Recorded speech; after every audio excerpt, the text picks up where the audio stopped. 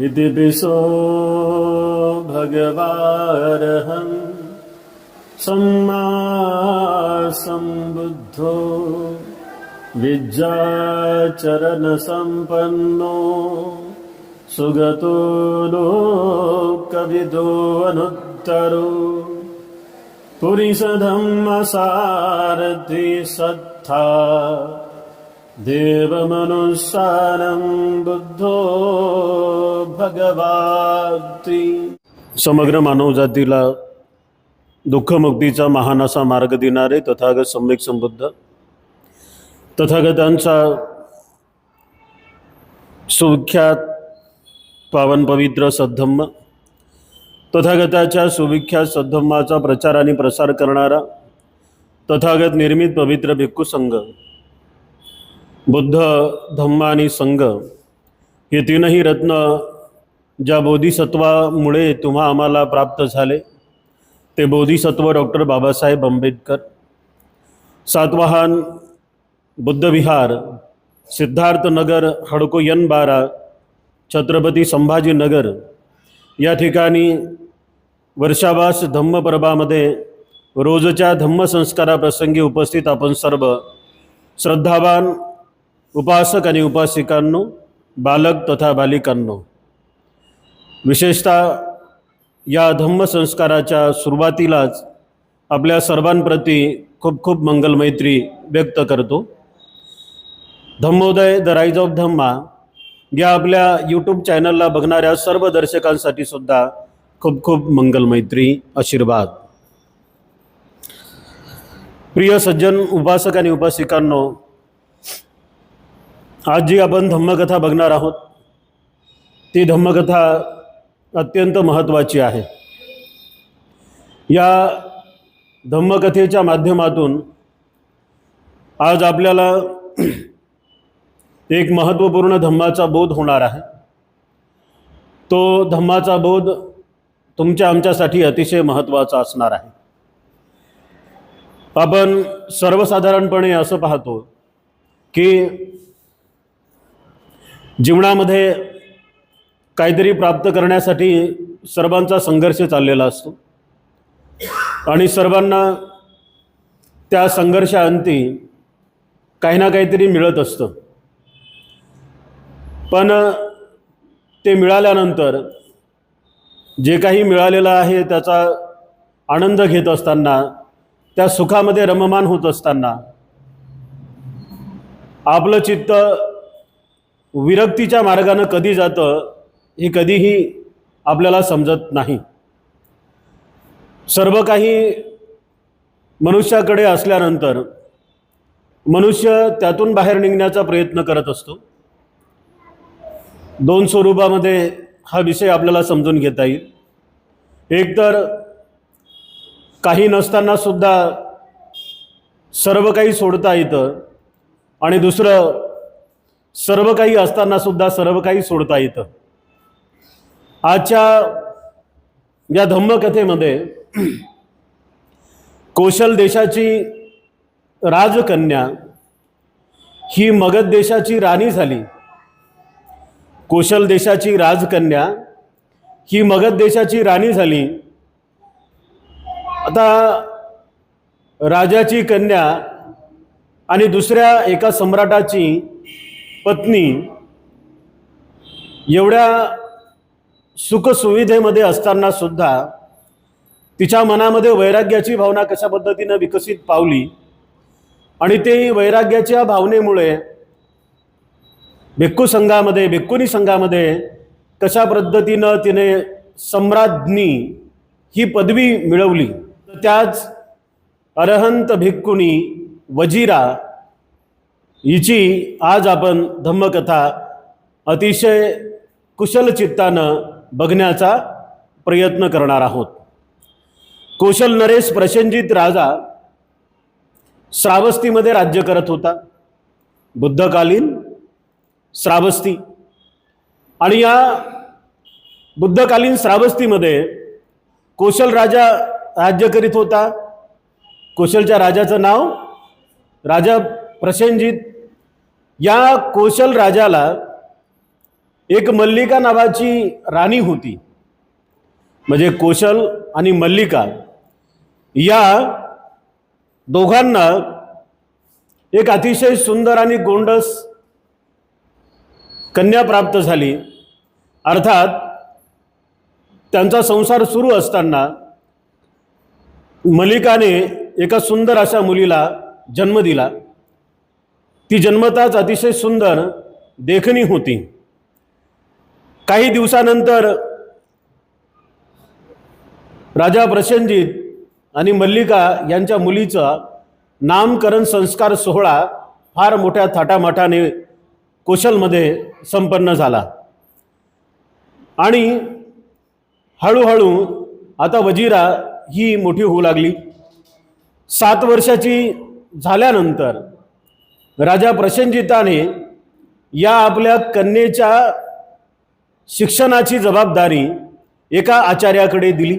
7 वर्षापासून हिच्या शिक्षणाची सुरुवात झाली आणि हिने फार कमी वयामध्ये त्या काळी असलेल्या सर्व विद्या हस्तगत केल्या, अर्थात मिळवल्या. कोणी? तर वजिरांनी. आता राजा प्रसेनजित आणि मल्लिका हे दोघेही तथागत सम्यक संबुद्धांचे उपासक आहेत.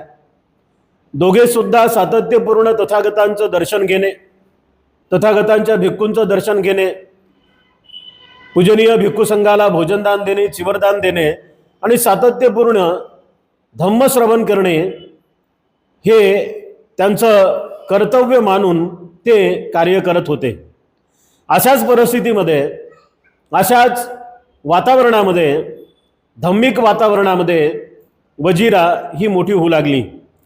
आणि वजिरा जशी जशी मोठी झाली तिने खूप चांगल्या पद्धतीने आपल्या आचार्याच्या माध्यमातून, जे काही आचार्य तिला शिकवत होते त्या आचार्याच्या माध्यमातून तिने 7 वर्षामध्ये संपूर्ण विद्या त्या काळातल्या हस्तगत केल्या. आता वजिरा मोठी झाली, अर्थात लग्नाच्या वयापर्यंत आली. आणि लग्नाच्या वयापर्यंत येता येता ती अत्यंत सुज्ञ चित्ताने शीलाचं पालन करत होती, धम्माचा अभ्यास करत होती, व्रताचं पालन करून आपल्या जीवनाला खूप चांगल्या पद्धतीनं बनवण्याचा वारंवार ती प्रयत्न करत होती. झालं असं की वयात आल्यानंतर वजिराचा विवाह करावा असं कौशलच्या राजाला वाटलं, म्हणजे प्रसेनजिताला वाटलं. आणि वर शोधण्याची तयारी मात्र त्यांनी सुरू केली. आता हिचा जो विवाह आहे, हिचा विवाह मगधचा राजा बिंबिसार वैदेही यांचा पुत्र, म्हणजे बिंबिसाराच्या पत्नीचं नाव काय आहे? वैदेही. आणि वैदेही कोणाची बहीण आहे? प्रसेनजिताची बहीण आहे. बघा, कौशल म्हणजे श्रावस्ती, कौशलचा राजा प्रसेनजिताची बहीण बिंबिसाराला दिली. बिंबिसार हा राजगृहाचा राजा. बिंबिसाराच्या मुलाचं नाव अजातशत्रू. आणि इथे अजातशत्रूसोबत विवाह आता कौशल नरेश प्रसेनजिताची मुलगी अर्थात वजिरा हिच्यासोबत होणार होता. हिच्या विवाहाची कथा सुद्धा तशाच पद्धतीनं आहे. त्या काळचे राजे महाराजे एखाद्या राजाला हरवल्यानंतर त्या राज्यातलं जे काही पाहिजे ते घेऊन यायचे. इथे मात्र उलट झालं. राजा प्रसेनजित आणि अजातशत्रूमध्ये अनेक वेळेस एक काशी नावाचं राज्य होतं. जम्बूद्वीपामध्ये असलेल्या काशी राज्याच्या प्राप्तीसाठी, म्हणजे कौशलला वाटायचं की काशी राज्य आमच्या हातात आलं पाहिजे, कौशलचा राजा प्रसेनजित. आणि इकडे बिंबिसार गेल्यानंतर मगधचा राजा अजातशत्रू झाला आणि अजातशत्रूला सुद्धा वाटायचं की काशी राष्ट्र माझ्याकडे आलं पाहिजे. कारण जेव्हा राजा बिंबिसाराला देवदत्ताच्या सांगण्यावरून, राजा बिंबिसाराला देवदत्ताच्या सांगण्यावरून देवदत्ताचा म्हणजे देवदत्ताचा मित्र आणि मगधाचा राजपुत्र अर्थात कोण? अजातशत्रू. अजातशत्रूने देवदत्ताच्या सांगण्यावरून आपल्या पित्याला एका कैदखान्यामध्ये कैद केलं होतं, त्याला जेल केली होती आणि त्याला एवढं हाल हाल करून मारलं त्यांनी शेवटी. म्हणजे त्याला पोटभर पाणी प्यायला देत नव्हता, त्याला पोटभर अन्न देत नव्हता. म्हणजे भुकेनं आणि तहानेनं व्याकुळ व्याकुळ होऊन शेवटी हा बिंबिसार मरण पावला. पण बिंबिसार मरण पावल्यानंतर काय झालं, अजातशत्रूची जी आई होती कौशल देवी, ही कौशल देवी सुद्धा आपल्या पतीच्या मरणामुळे आता एका पुत्राने आपल्या पित्याला जेरबंद केलं, जेलमध्ये टाकलं, त्याला हाल हाल करत होता त्याची. ही अजातशत्रूची आई तिच्या पतीला भेटण्यासाठी जात असताना शरीरावरती मध लावून जायची, मध. आणि आपल्या पतीला भेटायला गेल्यानंतर मग राजा बिंबिसार तिच्या हाताला लागलेला मध असं चाटून खायचा. म्हणजे अशी अवस्था त्या राजानं अजातशत्रूनं आपल्या पित्याची केली होती. आणि कोणाच्या सांगण्यावरून? तर देवदत्ताच्या सांगण्यावरून. म्हणून तथागत सम्यक बुद्ध म्हणतात की तुमच्या आमच्या जीवनामध्ये जर कल्याण मित्र नसतील ना, तर जीवनाची प्रगती होत नाही, आध्यात्मिक स्वरूपाचं ज्ञान आम्हाला समजत नाही, धम्मामध्ये तुम्ही आम्ही पुढे जाऊ शकत नाही. आणि म्हणून कल्याण मित्र फार गरजेचे आहेत. अजातशत्रूचा देवदत्त हा कल्याण मित्र होता का? तर उत्तर आहे नाही. कारण अजातशत्रूच्या कुठल्याही प्रगतीसाठी देवदत्तांना मदत केली नाही. देवदत्ताला बुद्धाची जागा पाहिजे होती, संघ सेनापती त्याला व्हायचं होतं सारीपुत्रासारखं. आणि इकडे अजातशत्रूला आपल्या वडिलांची जागा पाहिजे होती, म्हणजे मगधाच्या राजगादीवरती त्याला बसायचं होतं. दोघांचा विचार एकच होता आणि सरळ मार्गाने ह्या साऱ्या गोष्टी झाल्या नसत्या. आणि म्हणून या दोघांची घट्ट मैत्री झाली. आणि त्या घट्ट मैत्रीचं स्वरूप असं झालं की देवदत्ताच्या सांगण्यावरून आपल्या स्वतःच्या पित्याला अजातशत्रूनं जेरबंद केलं आणि बिचारा त्याच अवस्थेमध्ये, त्याच जेलमध्ये त्याचा मृत्यू झाला. जेव्हा त्याचा मृत्यू झाला, ही बातमी अजातशत्रूच्या कौशल देवी नावाच्या आईला समजली, तेव्हा तिचा सुद्धा मृत्यू झाला आणि नंतर ती मरण पावली. पुढे अजातशत्रू आणि प्रसेनजित यांच्यामध्ये अनेक दिवसापर्यंत लढाया लढल्या गेल्या. कारण होतं काशी राज्य. काशी राज्यासाठी त्यांच्यामध्ये अनेक वेळेस लढाया लढल्या गेल्या. ह्या लढाया जवळजवळ 3 वेळेस झाल्या आणि 3ही वेळेच्या या युद्धामध्ये राजा प्रसेनजिताला अजातशत्रूंनी हरवलं. किती वेळेस हरवलं? अजातशत्रू हा क्रूर होता. म्हणजे बिंबिसारानं आणि कौशल देवीनं मुलगा जन्मल्यानंतर भविष्यामध्ये त्याचा कोणी शत्रू असू नये म्हणून त्याचं नाव ठेवलं अजातशत्रू. पण अजातशत्रू आपल्या आईवडिलांचा शत्रू निघाला, हा ना. अजातशत्रू आपल्या आईवडिलांचा शत्रू निघाला. राजा प्रसेनजित आणि अजातशत्रूमध्ये 3 वेळेस लढाया झाल्या. 3ही लढाईमध्ये, युद्धामध्ये प्रसेनजिताला अजातशत्रूंनी हरवले. एक वेळ अशी येते की कौशल नरेश हे अजातशत्रूच्या सोबत चाललेल्या युद्धामध्ये जिंकतात आणि अजातशत्रूला जेरबंद करतात. पूर्वीच्या काळच्या ह्या घटना आहेत.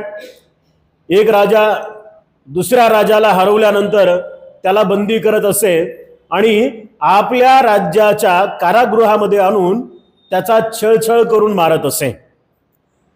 या प्रसेनजिताने सुद्धा अजातशत्रूला त्याला हरवल्यानंतर बंदी केलं आणि बंदी केल्यानंतर झालं असं की त्याच्या चित्तामध्ये करुणा जागली. कोणाच्या चित्तामध्ये? प्रसेनजिताच्या चित्तामध्ये अजातशत्रूविषयी करुणा जागली. कारण बुद्धाचा उपासक होता ना, अजातशत्रू सारखा नव्हता, तो क्रूर नव्हता. याच्या मनामध्ये त्याच्याविषयी करुणा जागली, अजातशत्रूविषयी. प्रसेनजिताला असं वाटलं की हा तर हरलेलाच आहे, आता याच्याकडे काही नाही आहे. त्याचं सर्व राज्य आपल्या हातात घेतल्यानंतर, सर्व राज्य त्याचं मिळवल्यानंतर प्रसेनजिताला त्याच्यावरती दया आली आणि प्रसेनजिताने त्याला जीवनदान दिलं. बुद्धाचा उपासक होता ना, प्रसेनजिताने त्याला जीवनदान दिलं आणि जीवनदान देताना मगध सर्व काही प्रसेनजिताला पुन्हा परत करून टाकलं. मगधही दिलं.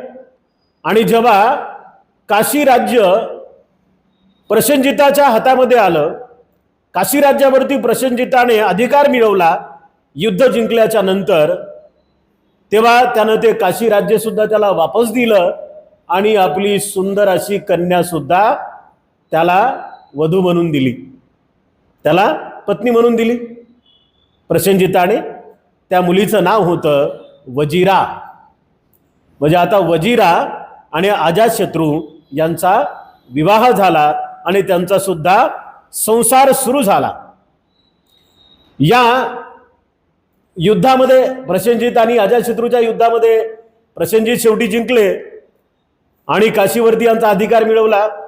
मुलीला अंधन म्हणून हे काशी राज्य त्यांनी दिलं होतं आणि हे दान केल्यानंतर अशा प्रकारे मगध कौशल यांचे वैरत्वाचे नाते संपून मैत्रीचे नाते प्रस्थापित झाले. आता अजातशत्रूलाही वाटलं, कौशल सोबत युद्ध करत असताना राजा प्रसेनजिताने मला परास्त केलं, माझ्यावरती विजय प्राप्त केला. आता कुठल्या युद्धामध्ये चांगल्या गोष्टी घडतात का बरं? नाही. अनेक लोकांचे पाय तुटतात, अनेक लोकांचे हात तुटतात, अनेक मायमाऊल्या विधवा होऊन जातात, है ना, अनेक मुलं मुली अनाथ होतात. तर या सर्व गोष्टी पाहिल्यानंतर अजातशत्रूच्या मनामध्ये सुद्धा त्या राजा प्रसेनजिताबद्दल करुणेचा भाव जागला आणि अजातशत्रूला असं वाटलं की ज्यासाठी मी युद्ध करत होतो, काशी राज्यासाठी, युद्ध हरल्यानंतर सुद्धा या उदार अंतकरण असलेल्या राजा प्रसेनजिताने जिंकलेलं ते काशी राज्य मला वापसही दिलं. बरं, काशी राज्य दिलं नाही तर स्वतःची मुलगी सुद्धा दिली. म्हणजे या राजासारखा उदार राजा दुसरा कोणी नाही. आणि म्हणून त्यांच्यामध्ये मैत्री संबंध प्रस्थापित झाले आणि मग ते एकमेकांमध्ये वाद करत नव्हते, विवाद करत नव्हते. अतिशय आनंदानं त्यांच्या सगळ्या गोष्टी चालू होत्या. वजिरा मगधमध्ये आली आणि मगधमध्ये आल्यानंतर ती मगधची सम्राज्ञी झाली, राणी, सम्राज्ञी. म्हणजे मगधमध्ये सर्वात श्रेष्ठ जर कोणी असेल तर ही वजिरा. राजाची पत्नी म्हणजे राज्यामध्ये सर्वश्रेष्ठच ना. वजिरा ही मगध देशाची सम्राज्ञी झाली आणि तिने खूप चांगल्या पद्धतीनं आपल्या सांसारिक जीवनाला सुरुवात केली. आता इकडे राजाची कन्या, इकडे सुद्धा काहीच कमी नाही, आणि इकडे सम्राटाची पत्नी, अजातशत्रूची पत्नी, इकडे सुद्धा तिला काहीच कमी नाही. नौकर चाकर तिच्या पदरी होते. अतिशय ऐशो आरामामध्ये तिचं आयुष्य चालू असताना तिच्याही मनामध्ये बुद्ध धम्म आणि संघाबद्दल खूप मोठा श्रद्धाभाव होता. प्रसेनजित आणि प्रसेनजिताची पत्नी मल्लिका हे दोघेही श्रद्धावान होते ना, आणि लहानपणापासून बुद्ध धम्म संघाची सेवा करण्याची संधी वजिरालाही मिळाली होती आणि म्हणून तिच्याही मनामध्ये खूप चांगल्या पद्धतीनं श्रद्धाभाव विकसित झालेला होता.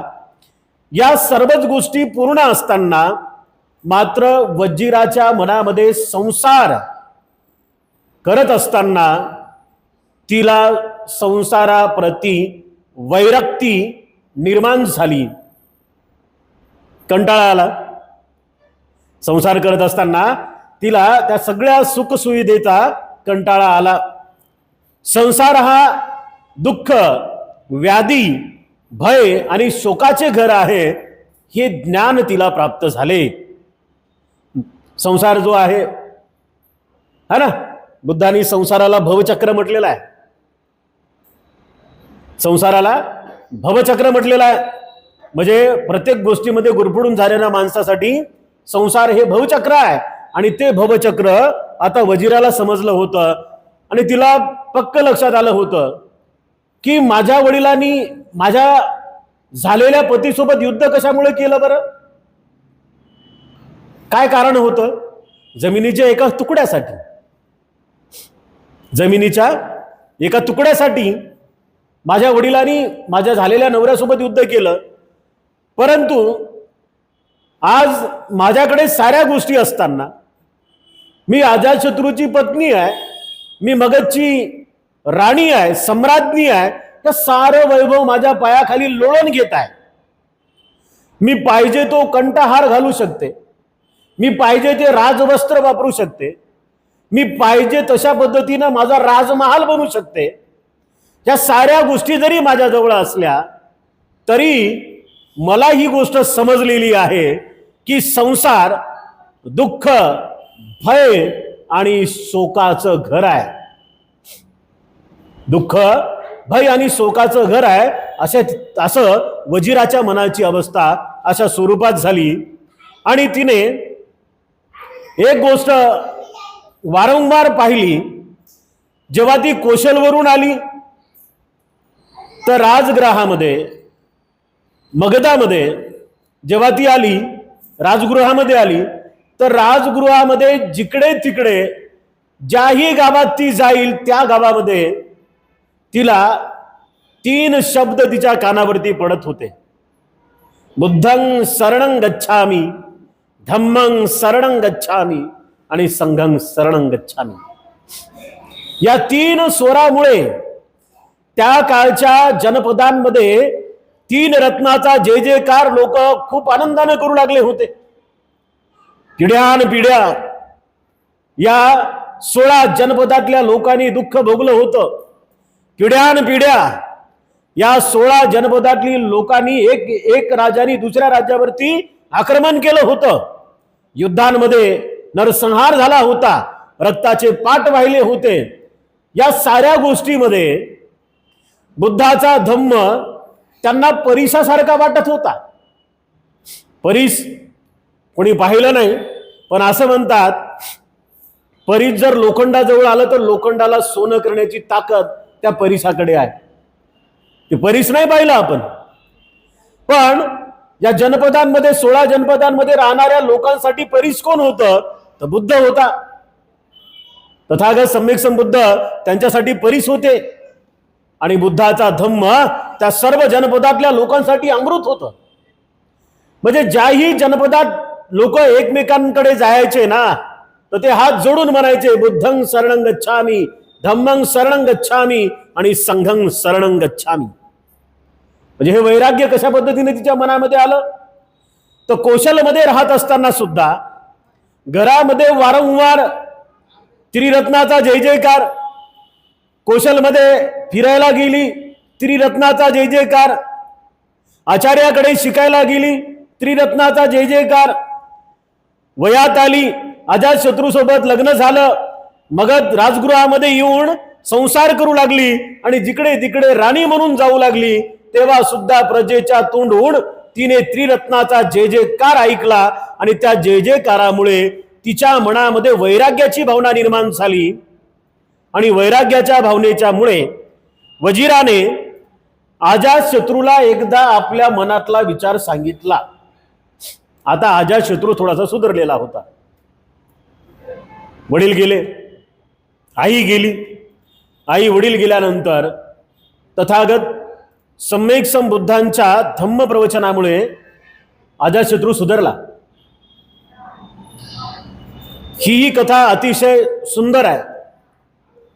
जेव्हा अजातशत्रूने आपल्या पित्याला राजगृहामध्ये एका कैदखान्यामध्ये ठेवलं आणि बिंबिसाराचा शेवटचा काळ जवळ आल्यानंतर काही सेकंदामध्ये आता बिंबिसार मरण पावणार, एवढ्यात अजातशत्रूच्या मनामध्ये आपल्या पित्याबद्दल करुणा जागली.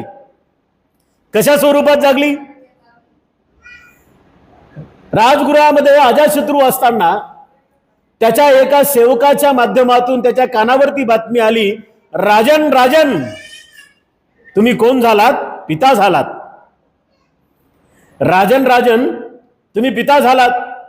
अशी बातमी अजातशत्रूच्या कानावरती आली आणि अजातशत्रूने ते बाळ हातामध्ये घेतलं. बाळ हातामध्ये घेतल्यानंतर तो खूप आनंदित झाला. लहान लेकरू स्वतःचं बाळ त्याच्या हातामध्ये होतं. त्यांनी बाळ घेतल्याबरोबर तो खूप आनंदित झाला. कौशल देवी त्याच्या बाजूला होती, त्याची आई बिंबिसाराची पत्नी. तो बिंबिसाराच्या पत्नीला म्हणजे स्वतःच्या आईला विचारू लागला, आई, माझा जन्म झाल्यानंतर माझे वडील सुद्धा असेच आनंदी झाले होते का? है ना? माझा जन्म झाल्यानंतर माझे वडील सुद्धा असेच आनंदी झाले होते का? अजातशत्रूची आई म्हणाली, हो बाळा, तुझे वडील सुद्धा असेच आनंदी झाले होते.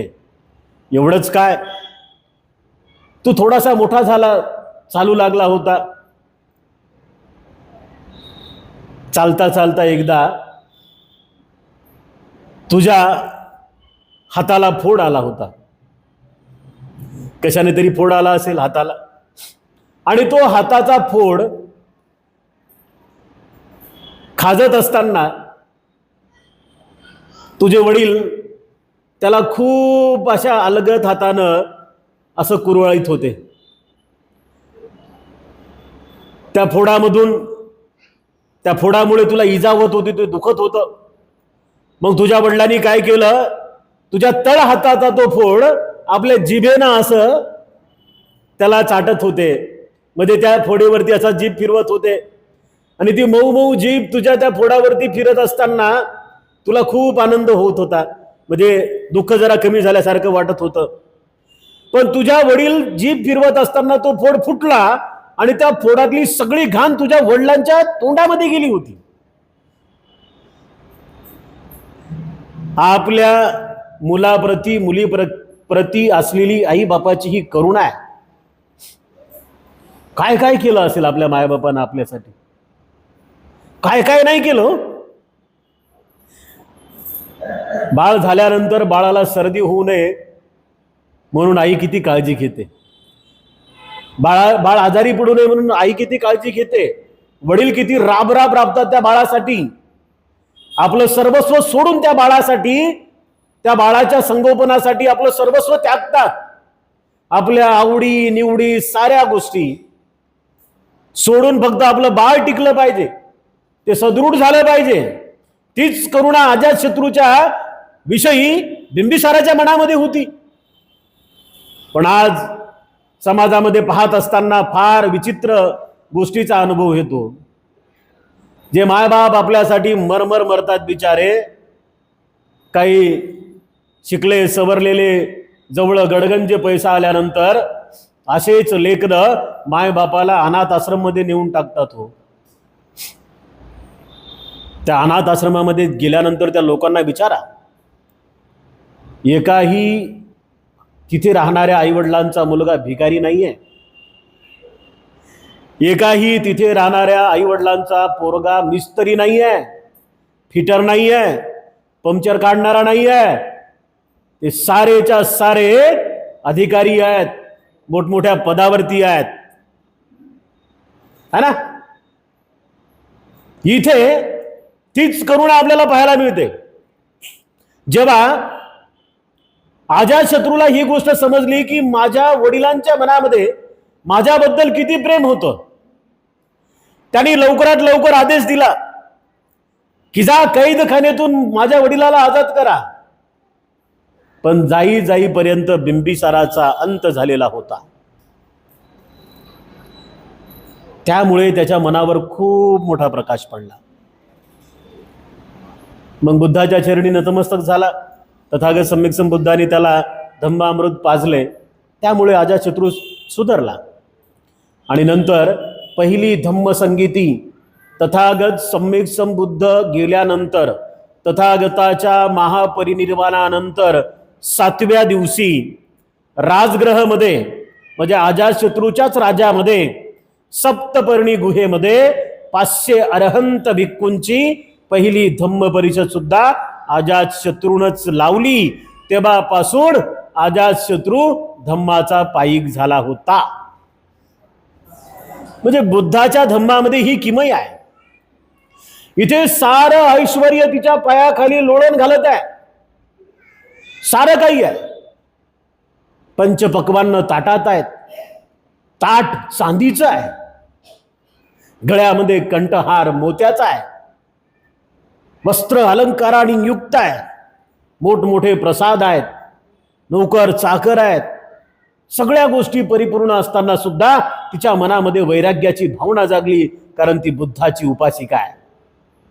वैराग्याची भावना जागली. आपल्या पतीला तिने विचारलं की पतिराज, मला हे सारं काही सोडायचं आहे, नको, कौशलही नको, मगधही नको, कौशलची राजकन्या हे पद नको आणि मगधाची राणी हे पद नको, या साऱ्यातून मला बाहेर यायचं आहे. दुःख, भय आणि शोकातून मला बाहेर व्हायचं आहे, मला भिक्कुनी व्हायचं आहे. अजातशत्रू तेव्हा सुधारलेला होता ना. अजातशत्रूच्या कानावरती पडताच त्याला सुद्धा खूप आनंद झाला.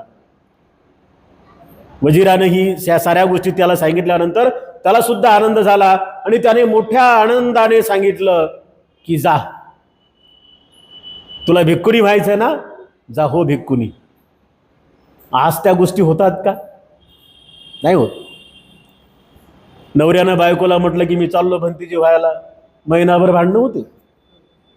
बायकोनं जर म्हटलं नवऱ्याला मी चालली माताजी व्हायला, महिनाभर भांडणं होते. आहे ना, रोजच महायुद्ध घरात. ही कला त्या काळातल्या बौद्ध उपासक आणि उपासिकांमध्ये होती.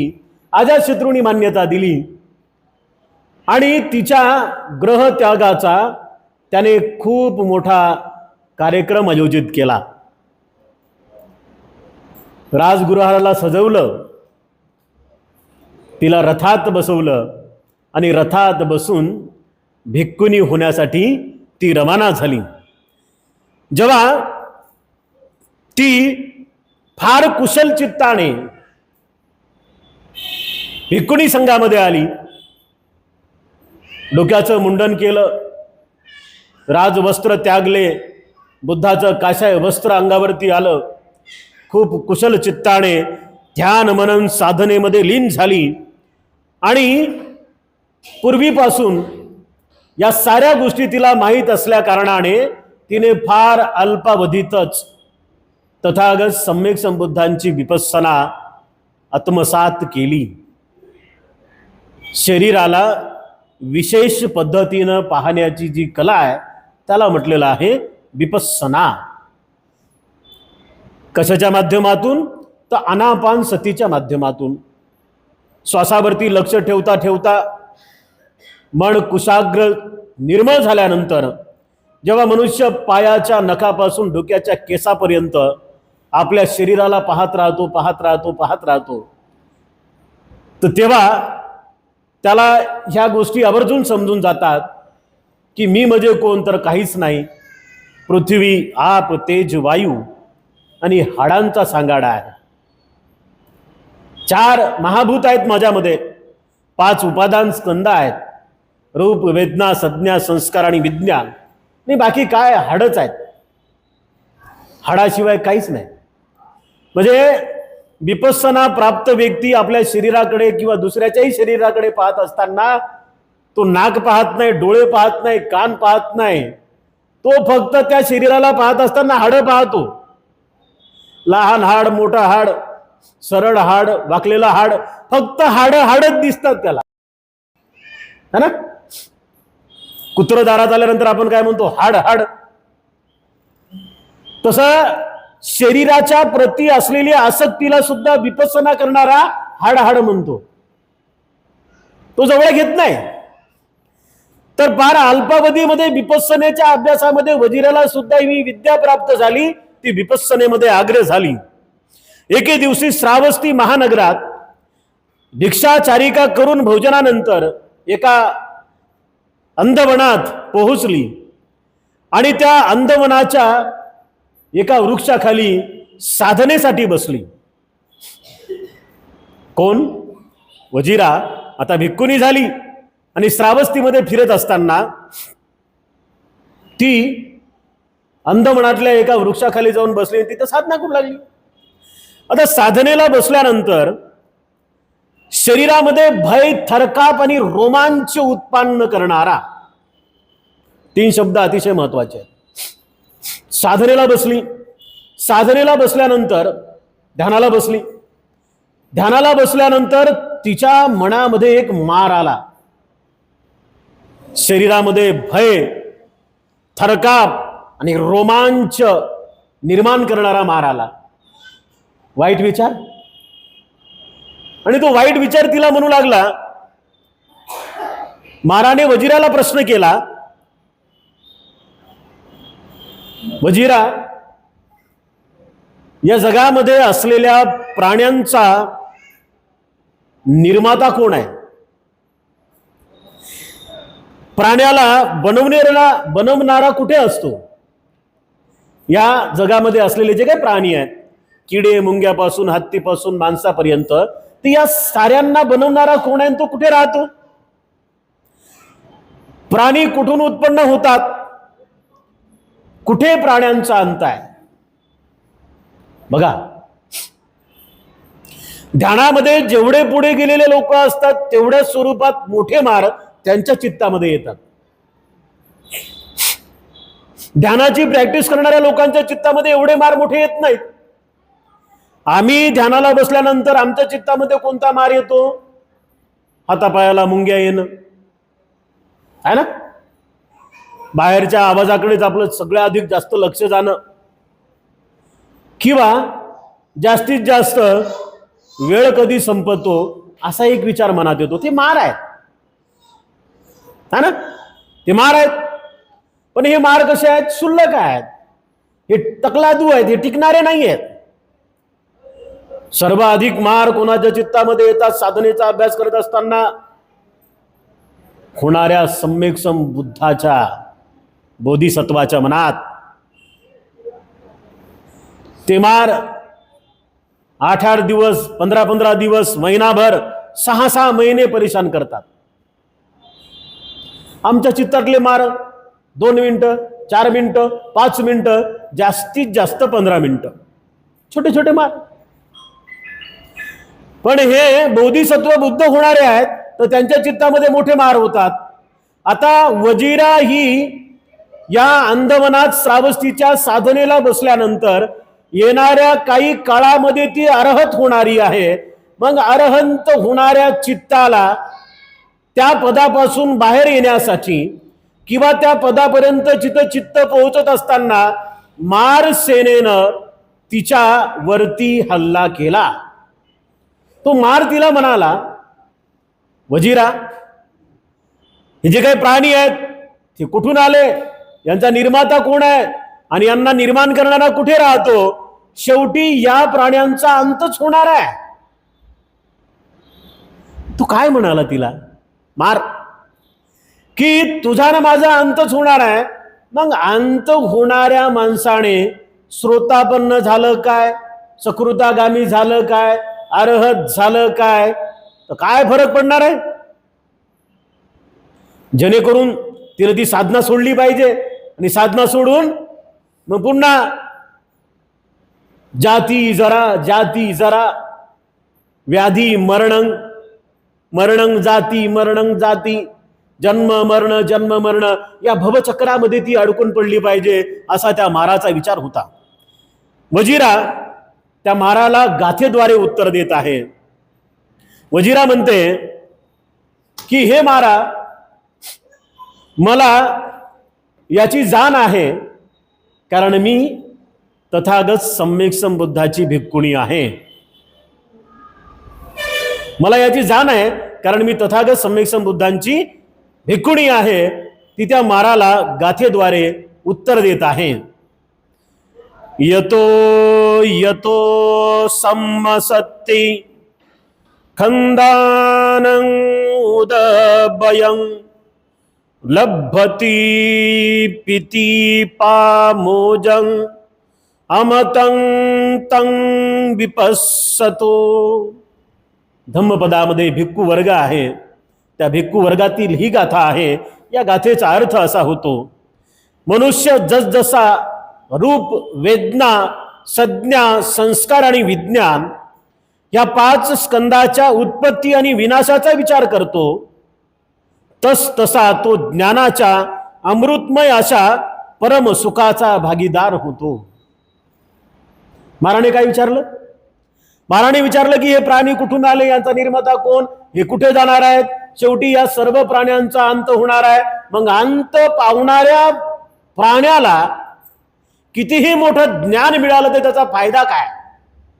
त्यावर ती म्हणाली की हे महाराज, जेव्हा एखाद्या सत्वाला म्हणजे प्राण्याला हे समजतं की मनुष्य जसजसा या शरीराला बनवणाऱ्या 5 उपादान स्कंदाची भावना करतो, तसतसा तो या शरीराच्या उत्पत्ती आणि विनाशाच्या संदर्भामध्ये सतर्क राहतो आणि तसतसा तो ज्ञानाच्या अमृतमय अशा परमसुखाचा भागीदारी होतो.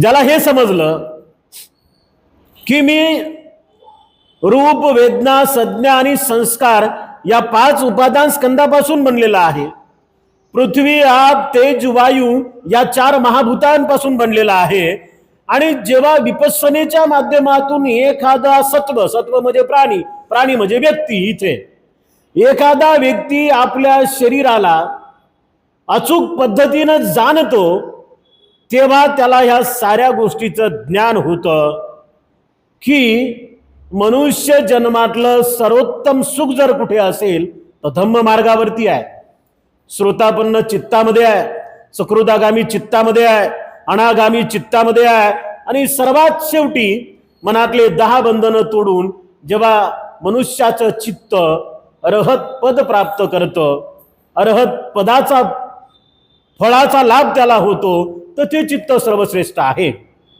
महाराला अशा पद्धतीनं पहिल्या गाथेमध्ये या वजीरानं उत्तर दिलं. दुसरी गाथा वजीरानं बोलली, सदा जागर मानानं अहोत नुसी विखं निब्बानं अधिमुत्तानं अथं गच्छन्ति आसवा. पहिली गाथा भिक्खू वर्गातली, ही गाथा आहे क्रोध वर्गातली. तिचा अर्थ, जे सदा जागरूकशील असतात, जे रात्रंदिन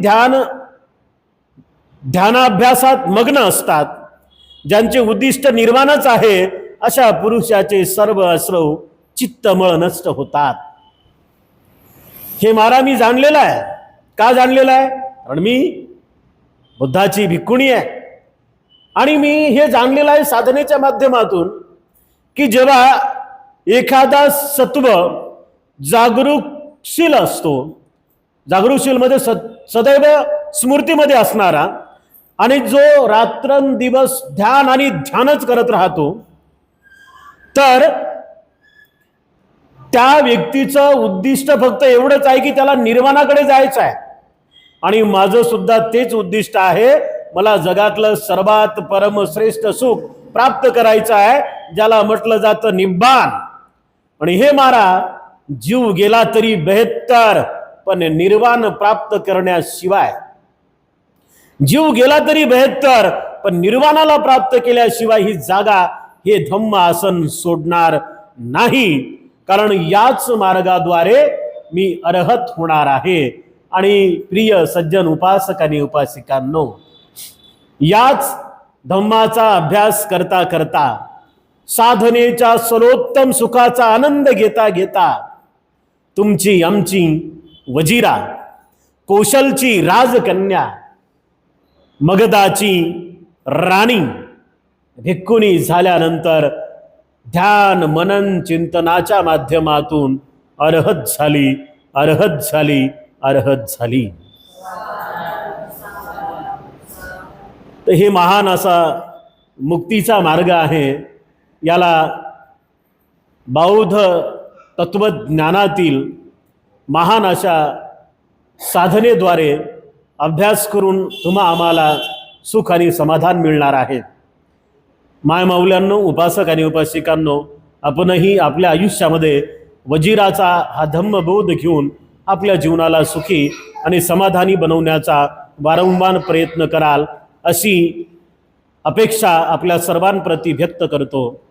आजच्या धम्मसंस्काराप्रसंगी सातवाहन बुद्धविहार सिद्धार्थ नगर हडको N12 छत्रपती संभाजीनगर येथे उपस्थित आपल्या सर्वांप्रती खूप खूप मंगल मैत्री व्यक्त करतो. विशेषतः धम्मोदय द राईज ऑफ धम्मा या आपल्या यूट्यूब चॅनलला बघणाऱ्या सर्व दर्शकांसाठी सुद्धा खूप खूप मंगल मैत्री अर्पण करून आजचा धम्म संस्कार इथेच संपन्न करतो. आपल्या सर्वांचं मंगल हो, आपल्या सर्वांचं जीवन सुखी हो, आपल्या सर्वांना निर्वाणाचा मार्ग मिळो.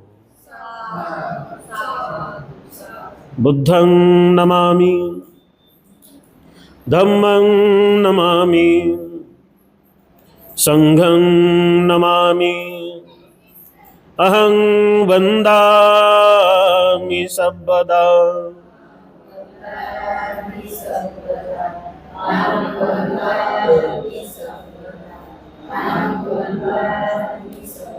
सप्रेम जय भीम.